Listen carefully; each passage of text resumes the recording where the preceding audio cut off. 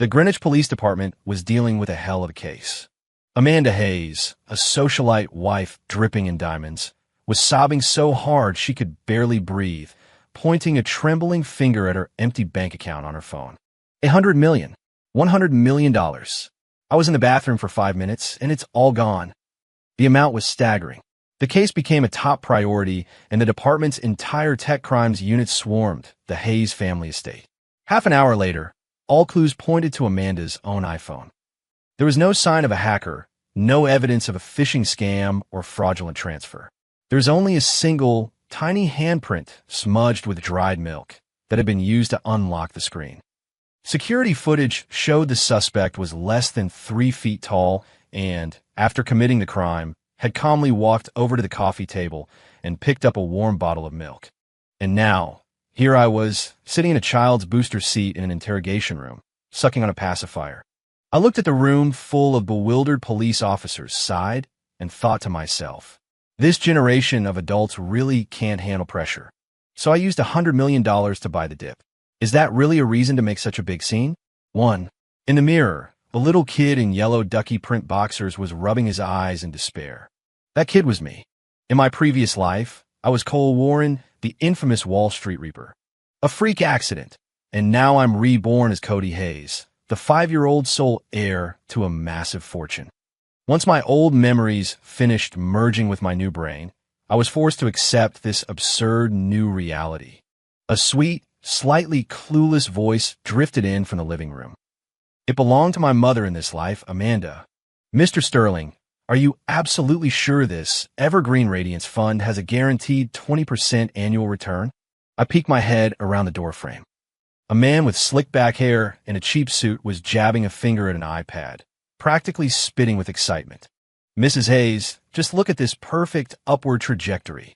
This is a can't lose, blue chip investment. I glanced at the chart and almost laughed out loud. The performance graph he'd photoshopped was flatter than my great-grandmother's EKG. It was a classic pump-and-dump scheme, and my sweet, clueless mother was actually pulling out her iPhone, ready to use Face ID to authorize the payment. $100 million. She was about to throw her entire personal fortune into that black hole. I couldn't let that happen. But right now, all I could manage were baby noises.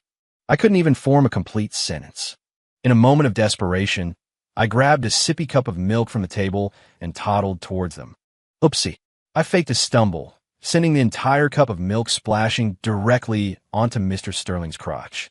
The milky white stain was shocking against his navy blue trousers. My pants! He shrieked, jumping up from the sofa. Amanda was startled, rushing over to scoop me up. Cody, sweetie, are you okay? Did you hurt yourself? The transaction was interrupted. Mr. Sterling scurried off to the bathroom to deal with the mess. Amanda was so busy cooing over me and checking for bumps and bruises that she completely forgot about her investment. I breathed a silent sigh of relief. Plan succeeded. Mr. Sterling left in a huff, though he still tried to schedule a follow-up meeting on his way out. After confirming I was unharmed, Amanda, still fussing over me, tossed her phone onto the coffee table and went to take a shower. This was my chance. I looked around. The nanny was busy in the kitchen. With all my 5-year-old might, I dragged a small stool over to the coffee table and clambered up. I picked up the iPhone and aimed it at my own chubby, cherubic face. Beep. Face ID unlocked. My wonderfully naive mother had actually registered my face as a key. I opened her E-Trade app. Her portfolio was laid out before me. All my memories and experience from my past life came flooding back. My fingers were short and pudgy, but they flew across the screen with breathtaking speed. I transferred the entire $100 million into my father's brokerage account. Then, I found them. The handful of meme stocks and energy futures I'd already identified, all poised to explode based on upcoming market news. Buy, and buy again. The $100 million fund was seamlessly diversified across my targets. The operation was complete. I looked at the account balance, now a perfect zero, and let out a satisfied, milky burp. Mission accomplished. Now to fly under the radar. Just as I placed the phone back where I found it, a blood-curdling scream echoed from the bathroom. My money. Where's my $100 million? The bathroom door flew open and Amanda burst out, wrapped in a towel, her face a ghostly white. Water dripped onto the expensive rug as she snatched her phone, her hands shaking too badly to hold it steady. The glaring $0.00 inch on the screen made her vision go black. She nearly collapsed. I pretended to be startled by her scream, focusing intently on an episode of Peppa Pig on the TV, clutching my bottle for dear life. "Cody, sweetie, did you see anyone touch Mommy's phone?" Amanda's voice was choked with tears. I blinked my big, innocent eyes and shook my head. "Wah, my money." Amanda crumpled onto the floor and finally broke down, sobbing uncontrollably. The next second, she dialed 911. "Yes? Police? I'd like to report a robbery. I've been robbed. $100 million. $100 million. The operator on the other end was clearly stunned. 15 minutes later, sirens wailed in the distance, growing closer until our entire villa was surrounded. The Greenwich Police Department was treating this like a major crime. Our living room was suddenly wrapped in yellow caution tape. Uniformed officers walked back and forth, the atmosphere thick with tension. I was treated as a victim's family member, held by a gentle female officer who kept patting my back. "Don't you worry, little guy. The officers will catch the bad man." I nodded obediently, my mind already calculating the opening bell for the stock market. The Tech Crimes Unit, armed with all sorts of gadgets, began their investigation. The lead detective, a man named Miller, paced the room with a deep frown. "Mrs. Hayes, are you certain you didn't receive any suspicious calls or text messages?" "No, I was just in the shower, and when I came out, the money was gone." Amanda wept. "No signs of remote access, no malware on the device," a tech officer reported. "We checked with the bank. The funds were transferred out normally through a brokerage account. Nothing flagged," another added. Detective Miller's expression grew graver. This was a professional job. The funds were split and routed through dozens of offshore accounts in minutes. "It's going to be extremely difficult to trace." "Wait a minute." His voice trailed off. He pulled on a pair of latex gloves, carefully picked up Amanda's iPhone, and held it up to the light, examining it from different angles. On the screen, besides Amanda's fingerprints, there was another, much smaller print. It was milky. Detective Miller's gaze slowly shifted from the phone to me, then down to my small hands, one of which was currently picking at my toes. "Pull up the security footage," he ordered in a low voice. The mansion's internal camera feed was quickly displayed on the large living room TV. On the screen, a tiny figure in diapers was shown expertly climbing a stool, unlocking a phone with his face, and then executing a dizzying series of taps and swipes on the screen. His finger speed was so fast, it created a motion blur, like a professional esports player. The room fell completely silent. Every single cop stared, their jaws hanging open wide enough to fit a baseball. Time seemed to freeze. Amanda slowly turned her head, looking at me as if I were an alien. Cody." I could feel every eye in the room fixed on me like a spotlight. I calmly took one last slurp of my milk bottle and handed the empty container to Detective Miller. "Mister, can you warm this up for me? Low sugar next time, please." Detective Miller's hand froze mid-air, his face a kaleidoscope of confusion, disbelief, and existential dread. He looked like a man questioning his own sanity. 3. I was formally invited to the Greenwich Police Department. No handcuffs, of course, and instead of a cold steel chair, they brought in a child's high chair just for me. Across the table, Detective Miller and 2 other officers formed a makeshift interrogation panel, their faces a mixture of stern professionalism and utter bewilderment. "Cody, son," Detective Miller cleared his throat, trying to sound as gentle as possible.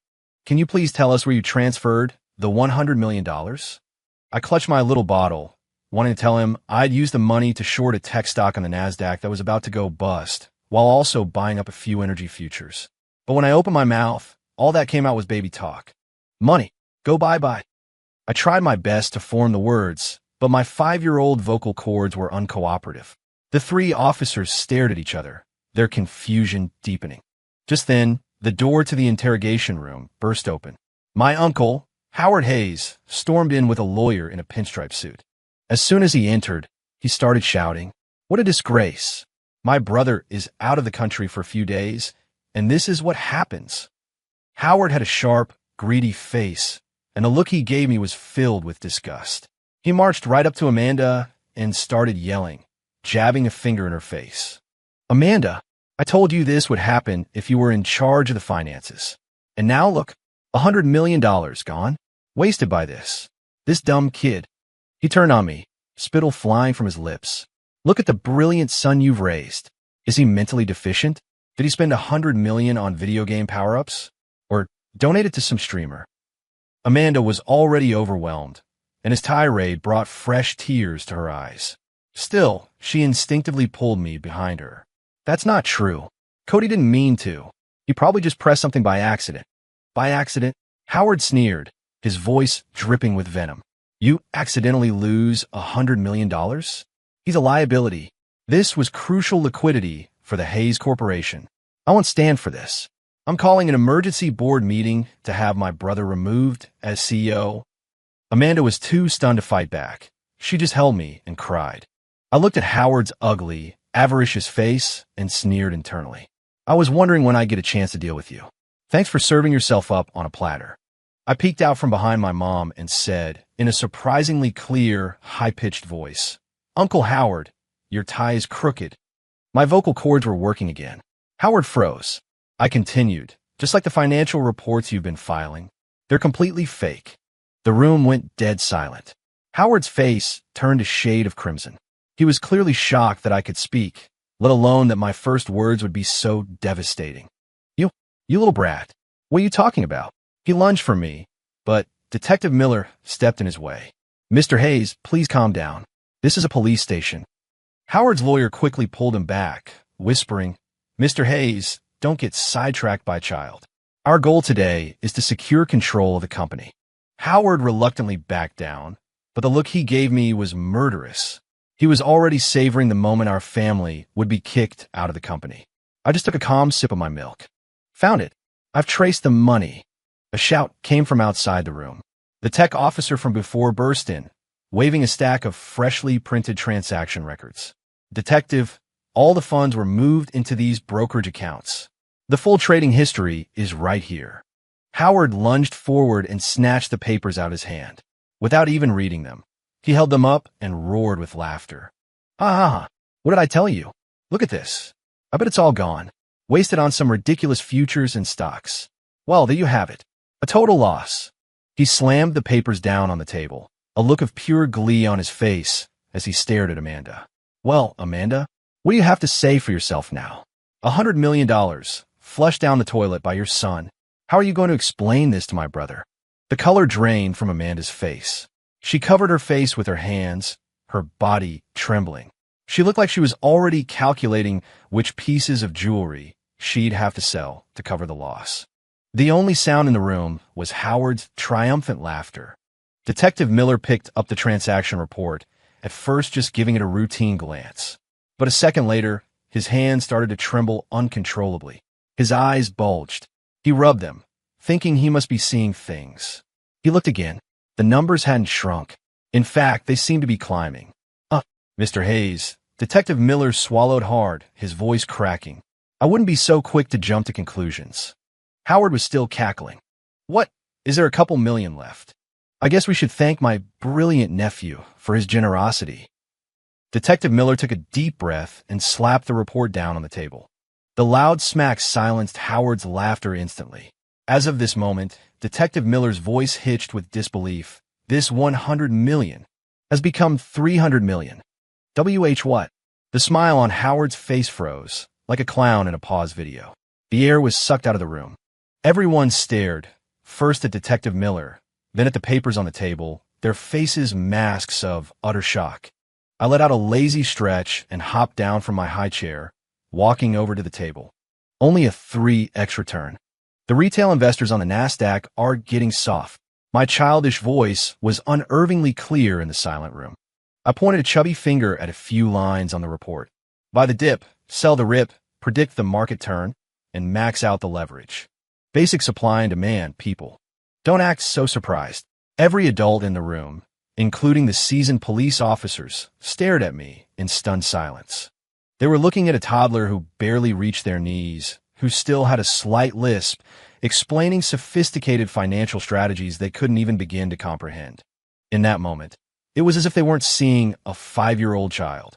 They were seeing a living, breathing, milk-drinking god of money. Wah! Amanda was the first to snap out of it.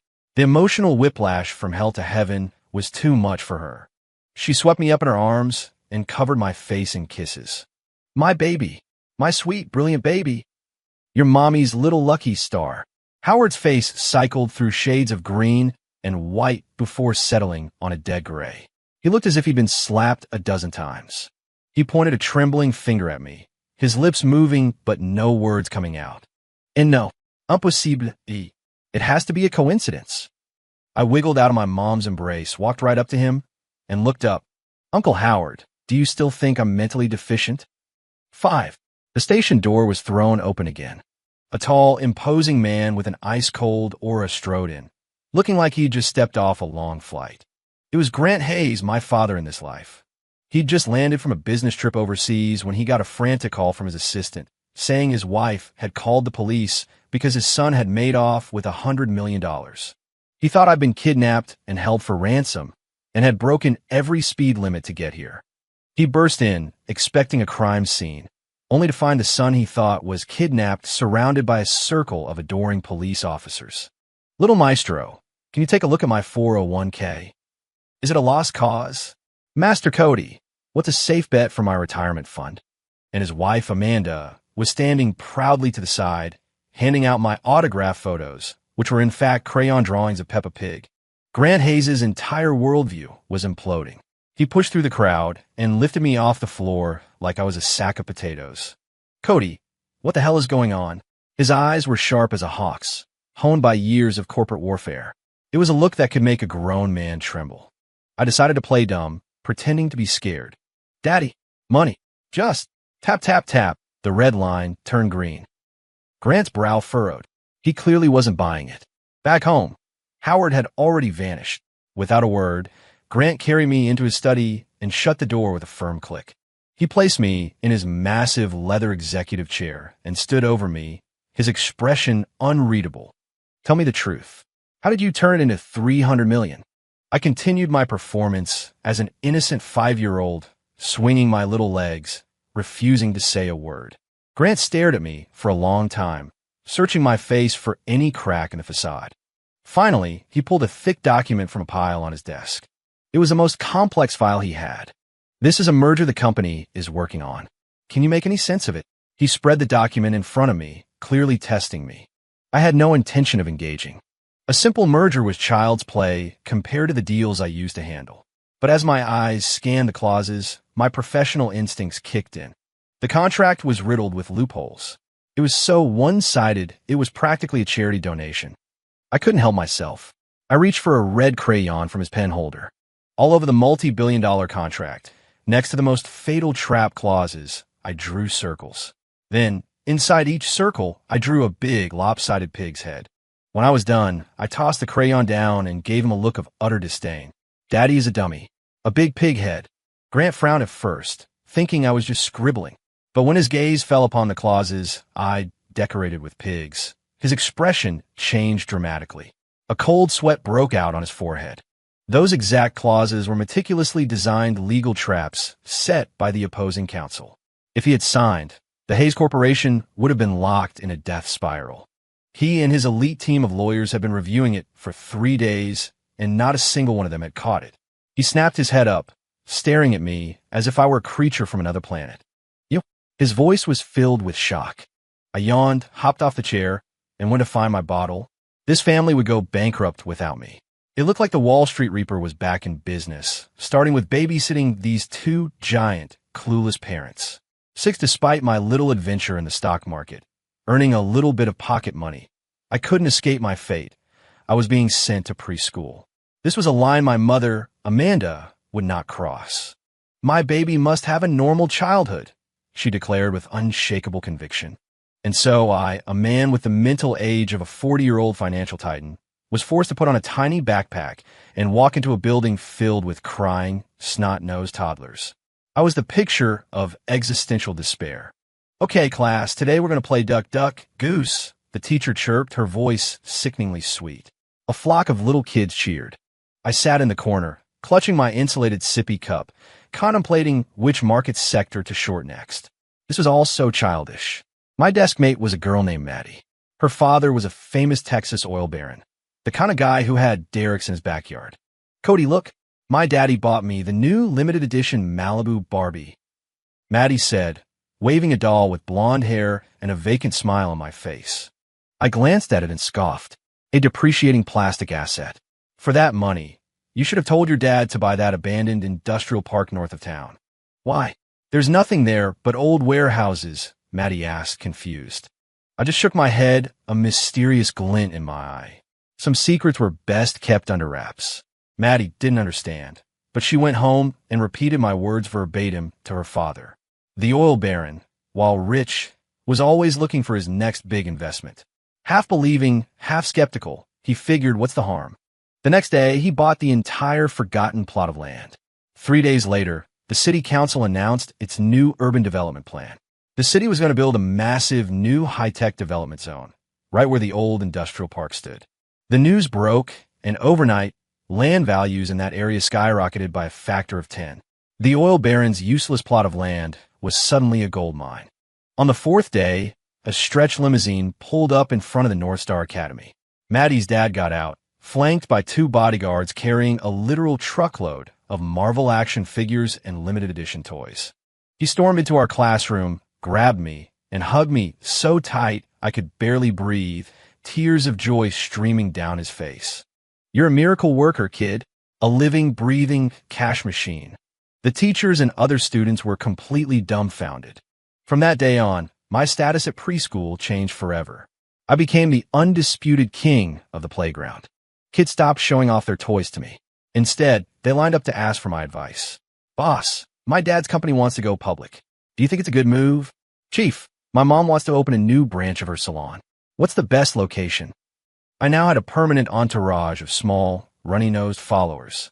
They no longer carried toy guns or transformers. They carried crumpled, crayon-stained copies of their family businesses' balance sheets.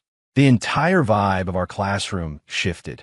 Other classes were learning that 1 + 1 = 2. Our walls were covered with giant candlestick charts. I, Cody Hayes, had successfully turned my preschool into a satellite office of Wall Street. Of course, word of this reached my uncle, Howard. After his humiliation at the police station, he was nursing a serious grudge. He was convinced my $300 million profit was a fluke and the preschool incidents were just dumb luck. He was secretly plotting something much bigger, a plan to deliver a fatal blow to me and my family at my grandfather's upcoming 80th birthday party. The Hayes family estate was bathed in sunlight, packed with the creme de la creme of the city. It was my grandfather Arthur Hayes's 80th birthday, and it seemed like every person of influence from the tri-state area was here. I was stuffed into a custom-tailored tuxedo, complete with a tiny bow tie, and forced to smile angelically at every guest while my mom held me. I hated this kind of phony schmoozing. Halfway through the birthday brunch, my Uncle Howard approached the main table, accompanied by a man who looked like he'd stepped out of a cheesy kung fu movie. Long goatee, silk suit, the works. Dad, Grant, Amanda, I'd like you to meet a special guest. This is Maestro Vancini, the Oracle of Monaco, Howard announced, his voice just loud enough for the surrounding tables to hear. The maestro stroked his goatee, projecting an aura of profound wisdom. Mr. Hayes, may your fortune be as vast as the sea and your life as long as the mountains. After the pleasantries, Howard got straight to the point. The maestro has identified an incredible opportunity, a revolutionary high-tech company in the States that holds the key to next-generation artificial intelligence. He has inside information that this stock is guaranteed to explode when the market opens on Monday. As soon as he said that, relatives all around us perked up, their eyes gleaming with greed. Is that for real? A sure thing. Maestro, what's the ticker symbol? Let us get in on the action. This was exactly the reaction Howard wanted. He held up a hand for silence, then turned to my father, Grant. Grant, I know the company is facing a cash flow problem right now. This is a golden opportunity. Listen to me. Invest the company's liquid assets. I guarantee you'll double your money in a week. All our problems will be solved. He was laying a trap for my dad. Grant frowned. His gut told him something was off, but the company's situation was genuinely dire, and he was tempted. His eyes instinctively flickered towards me. I was busy attacking a giant chicken leg, my hands covered in grease. I couldn't be bothered with their drama. But then, out of the corner of my eye, I caught the stock ticker on the maestro's phone. I nearly choked on a piece of chicken. Well, what do you know? That was the very company I had just shorted last week. The company had been secretly investigated by the SEC for accounting fraud. The news was still under wraps, but once it went public, the stock would plummet so fast it would likely be delisted. And these morons wanted to buy in? Howard saw my silence and took it as a sign that the child prodigy was out of his depth. He pounced on the opportunity to mock me. Well, what's wrong with our little genius, Cody? Cat got your tongue? Or is the maestro's powerful presence too much for you? Maybe you just don't understand any of this. A few relatives chimed in. Yeah, he's just a kid. Last time was probably just beginner's luck. When it comes to finance, you should listen to the professionals. All eyes were on me again, filled with doubt and eager to see me fail. I slowly wiped the grease from my hands, then spat the clean chicken bone onto the discard plate in the center of the table with a loud clack. The sound cut through the chatter. I looked up, my eyes scanning the greedy, foolish faces around me. That stock is garbage, I declared. The room erupted in whispers. Howard's face turned green. What did you just say, you little brat? He roared. Do you have any idea who you're talking to? That's an insult to the maestro. I wiped my mouth with a napkin and calmly added, whoever buys it is going bankrupt. Don't believe me? Just wait and see. The tension in the room was thick enough to cut with a knife. Everyone was waiting to see how I, a 5-year-old in a tuxedo, was going to get out of this one. The U.S. stock market opens at 9:30 a.m. sharp. Howard had arranged for a massive projector screen to be set up in the center of the ballroom, displaying a live feed of the market. He was going to prove, in front of everyone, that I was just a loud-mouthed kid, and that his oracle, Maestro Vancini, was a true financial god. At 9:29 a.m., Howard smugly raised a champagne flute. Ladies and gentlemen, let us witness a miracle. The relatives around him had their phones out, ready to buy the stock alongside the maestro, shooting me looks of pity and contempt. At 9:30 a.m., the opening bell rang. On the screen, the ticker symbol NXT, the tech stock with so much promise, did not soar into the stratosphere as expected. It just sat there. No, it wasn't just sitting there. Trading had been halted. A line of glaring red text flashed across the screen. Circuit breaker triggered, trading halted. The market had opened, and the stock had immediately triggered a circuit breaker. A downward one. After a brief pause, trading resumed. The green line, representing the stock's price, fell off a cliff. It plummeted in a near-vertical drop, like a skydiver without a parachute. Dash 30%, dash 50%, dash 80%. In a matter of minutes, the stock was worth less than a gumball. The ballroom, once filled with excited chatter, was now filled with anguished cries. My money, my retirement fund. How could this happen? Maestro, you said it was a sure thing. He's a fraud. A con artist. The smile on Howard's face was frozen in place. The champagne flute slipped from his fingers and shattered on the marble floor. His face was greener than the stock chart on the screen. The so-called oracle, Maestro Vancini, was pale with terror. He tried to slip away during the chaos, muttering something about needing the restroom. Stop him, I said calmly. Two of the family's security guards, who had been standing by the door, moved to block his exit like a pair of mountains. Everyone's attention shifted from their now worthless stock portfolios back to me. I hopped off my chair, walked over to my dad, and tugged on his jacket. Dad, did you place that short order like I told you to? Grant's expression was a complex mix of emotions, but he nodded. He took out his phone, opened his E-Trade account, and showed the screen to the stunned crowd. Displayed in bold numbers was a figure that made everyone's heart stop. Profit, $50 million US. The ballroom was dead silent. If the $300 million win was luck, this, perfectly predicting a catastrophic crash when everyone else was bullish and making a fortune by betting against it, this was something else entirely. This was divine. The silence was broken by a thunderous round of applause and gasps of amazement. My God, he's a real oracle. The Hayes family has a prodigy on their hands. My grandfather, Arthur, was overcome with emotion, tears streaming down his face. He lifted me up and held me high above his head. My grandson is destined for greatness. Howard's scheme had backfired spectacularly. He had not only lost his own life savings, but had also completely destroyed his credibility with the entire family. Like a dog with its tail between its legs, he fled the ballroom amidst the whispers and pointed fingers of the guests. I watched his pathetic retreat from my grandfather's shoulder. I knew this wasn't over. A gambler pushed to the edge will always make one last, desperate bet. 9.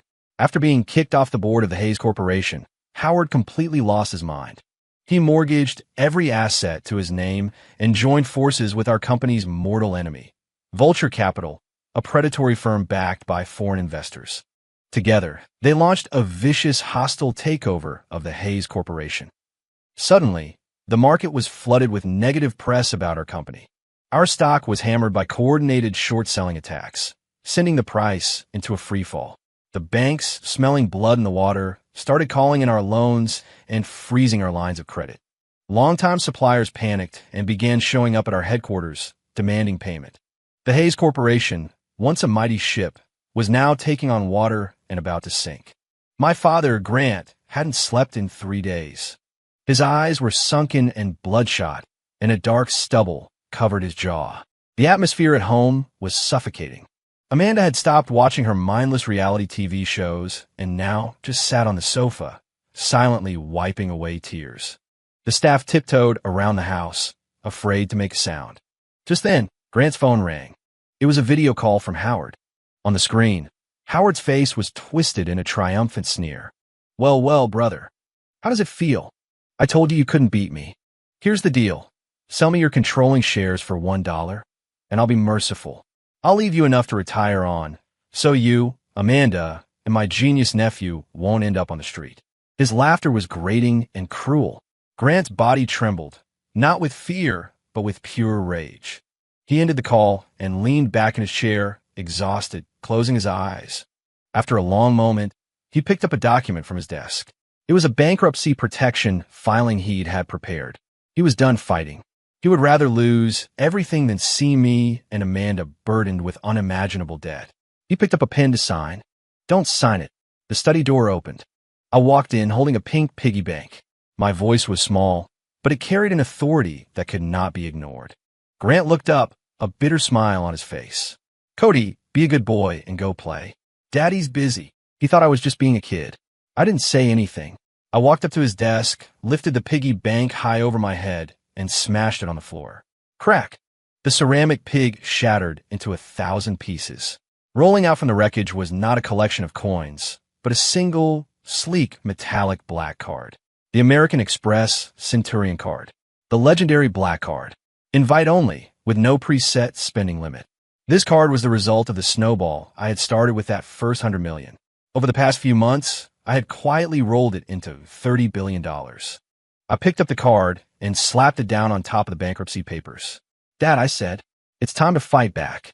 Grant stared in shock, first at the black card, then at me. In his eyes, his 5-year-old son suddenly seemed to stand taller than he did. In the depths of despair, a ray of hope had finally broken through. 10, the top floor of the Hayes Corporation headquarters, normally the chairman's office, had been converted into a war room. Dozens of the world's top traders, poached from major investment banks with outrageous salaries, stood ready, their faces grim. They were Grant's last resort, the elite soldiers for this final battle. But when Grant walked in, holding me, and placed me in the central command chair, the room erupted. Mr. Hayes, what is the meaning of this? Asked a man who appeared to be the team leader. You want the boy to lead the trading? Sir, with all due respect, this is not the time for jokes. The fate of the entire company is on the line. This is insane, utterly insane. The room descended into chaos. I didn't waste time arguing. I picked up the child-sized headset they prepared for me, put it on, and tapped my sippy cup against the desk. Quiet. My voice, amplified by the microphone, echoed through the room. It wasn't loud, but it carried an undeniable weight of command.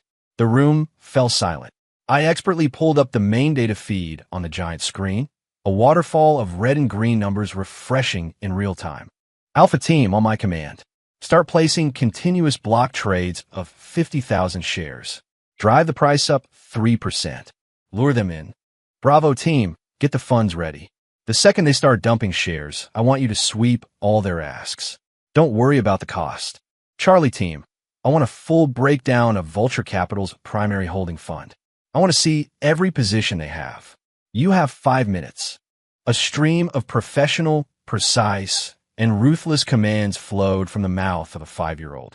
The financial gurus who had been protesting moments before were now frozen in shock. They exchanged bewildered glances, but a look at Grant's unwavering expression told them this was real. They scrambled to execute my orders. The clicking of keyboards from Alpha Team filled the room as our stock began to creep upward. In the Vulture Capital war room, their lead trader smirked at the screen. A desperate last stand. Where are they even getting this money? Hit them.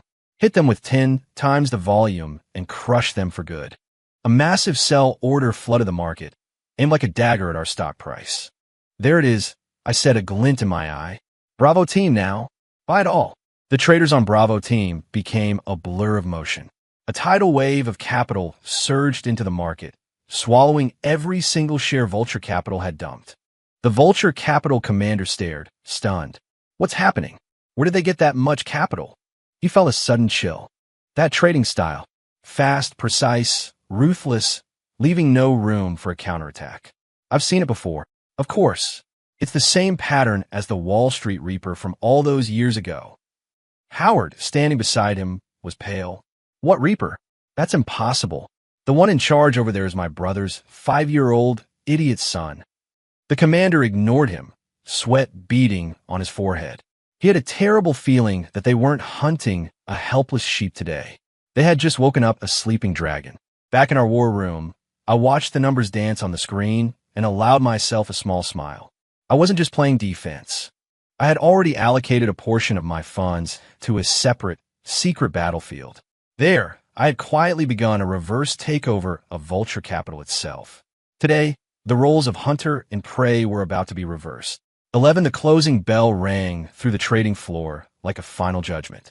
The Hayes Corporation stock chart was frozen at an all-time high. A single, massive green candle shot towards the sky like a victory banner, declaring the war was over.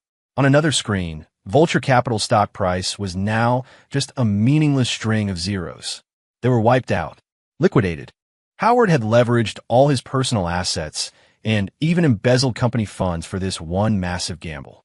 Now, he had nothing left but a mountain of debt that would follow him for the rest of his life. In the Hayes Corporation war room, a moment of stunned silence was followed by a deafening roar of celebration. The financial elites tossed me into the air, their eyes filled with a kind of religious fervor. We won. We actually won. The kid is a legend. I, however, was so exhausted I could barely keep my eyes open. A 5-year-old body wasn't built for this level of intense mental exertion. All I wanted was a warm bottle of milk and a very, very long nap. Grant held me in a tight embrace. The famously stoic man's eyes were glistening with tears. A few days later, a broken figure appeared in the lobby of the Hayes Corporation building. It was Howard. He looked haggard and disheveled, like a homeless man who'd been living on the streets for weeks. He tried to force his way in to beg for mercy, but was stopped by security. I stood by the floor-to-ceiling window of the penthouse office, sipping on warm milk, and watched the tiny figure below with cold indifference. Give him a bowl, I told the butler beside me. It's the last act of charity he'll ever get from this family. Better to be a beggar than a convict. That evening, Grant called me into his study again. He poured me a glass of milk and himself a glass of red wine. He clinked his glass against mine. He studied me, his eyes filled with a complex emotion I couldn't quite decipher. Son, who are you really? The question I knew was coming. I yawned, overcome with sleepiness. I'm your son, and I'm the guy who's going to make sure you can retire early and enjoy being a dad.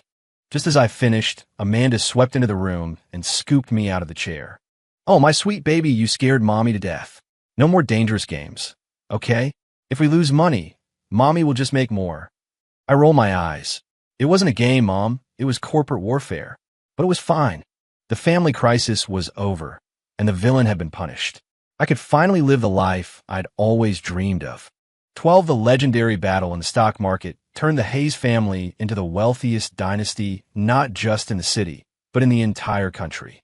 And I, Cody Hayes, became a living myth in the upper echelons of society. Stories about me were told and retold, each more fantastic than the last. Some said I was a financial deity in human form. Others swore I was the reincarnation of a dragon from the east. But all I wanted was to be a normal 5-year-old. A normal 5-year-old with an unlimited allowance, of course. My life finally returned to a semblance of peace. Although my talents were now public knowledge, Amanda insisted that I attend preschool every day. "We can't let money corrupt his pure, innocent childhood," was her reasoning. So, I continued to show up at the North Star Academy with my little backpack. The preschool, however, would never be the same. During recess, a crowd of toddlers would surround me, each holding a little notebook. "Boss, should I put my allowance money into Tesla or Pfizer this week?" "Chief, my dad wants to invest in green energy." "Is that a bubble?" I had become the personal wealth manager for the entire student body. My dad, Grant, actually took an early retirement. He handed the company over to a team of professional managers and became a full-time, stay-at-home dad. He spent his days trying out new recipes for kids' meals and respectfully presenting me with new investment proposals for my approval. My mom, Amanda, finally gave up on her get-rich-quick schemes. Her new passion was collecting merchandise of me, a bobblehead doll called the Stock Market Savant, which was apparently selling for an astronomical price on eBay.